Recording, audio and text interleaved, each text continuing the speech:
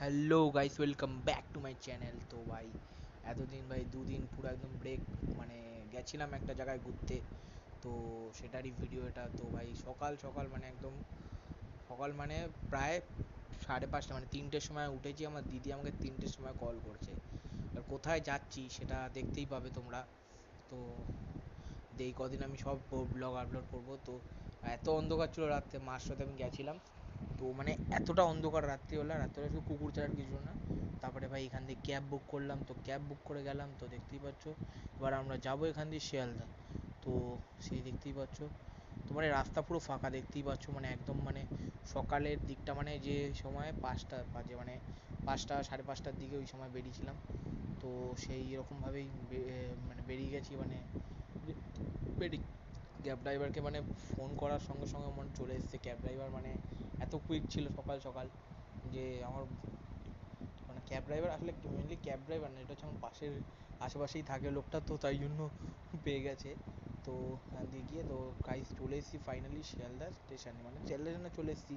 Sealdah station ভাই আমরা 1 ঘন্টা আগে চলছে, মানে গলা আমার পুরো একদম ভেঙে গেছে শুনতে, মানে দেখলেই বুঝতে পারবে। তো দেখতে পাচ্ছ শিয়ালদা স্টেশনে 1 ঘন্টা আগে চলে এসেছি আমরা।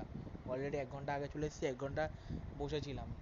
মানে আমাদের ছিল ট্রেন নিতে, আমরা এসেছি 5টা 55-তে মনে হয়, গিয়েতে মনে হয় বসেছিলাম 5টা 55-র সময় বসেছিলাম। এখনও 7টা 5-এ ট্রেন ছিল, 7টা 5 না 15-তে ট্রেন ছিল, আমরা এতক্ষণ বসেছিলাম।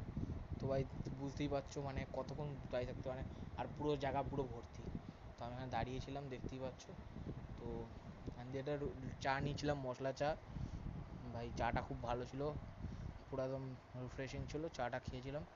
তো এখানে যে ট্রেনে বসেও কিছু খাওয়া দাওয়া হয়ে গেছে। এবার দেখ ট্রেনে উঠলে তো খাবোই, ট্রেনে বসে বসেও খেয়েছি অনেক কিছু। সকাল সকাল চান করেছি ভাই, পুরো কেঁপে গেছে, মানে গা হাত পা পুরো কেঁপে গেছে। এত সকাল এত চান করেছি তো পুরো গা হাত পা কাঁপছে আমার এখনো। এত ঠান্ডা, শীত শীত করছে, প্রচুর শীত করছে। তো দেখতেই পাচ্ছ তো মানে লাগে যে ভর্তি এখানে, মানে দেখি যে একজনে আমার ভাগ্নে দৌড়াদৌড়ি করছে। তো ভাই ওই একেই আমার সামলাতে হচ্ছে, একে সামলাতে সামলাতেই আমার হয়ে যাচ্ছে। তো বুঝতেই পারছো। তো আর কি বলবো গাইস, তো এরকম তো চলো গাইস ফাইনালি, মানে অনেক কষ্টের, মানে এত লাগেজ ছিল ভাই, আমি যে কোথা দিয়ে কি সামলাবো জানি না। তো ফাইনালি ট্রেনে উঠতে পেরেছি, এটাই আমার ভাগ্যের। মানে এত কিছু জিনিসপত্র নিয়েছে যে যা আসার সময় কী হবে সেটা আমি জানি না। তো দেখ ট্রেনে উঠেছি ভাই, মানে দেখতেই পাচ্ছ ট্রেনটা ছেড়ে দিয়েছে। আমরা উঠলাম শিয়ালদা, তো শিয়ালদা স্টেশন দিয়ে উঠেছিলাম বলে তো হয়েছে। তো দেখতেই পাচ্ছ মানে আমার ভাই সত্যি কথা বলতে সেদিন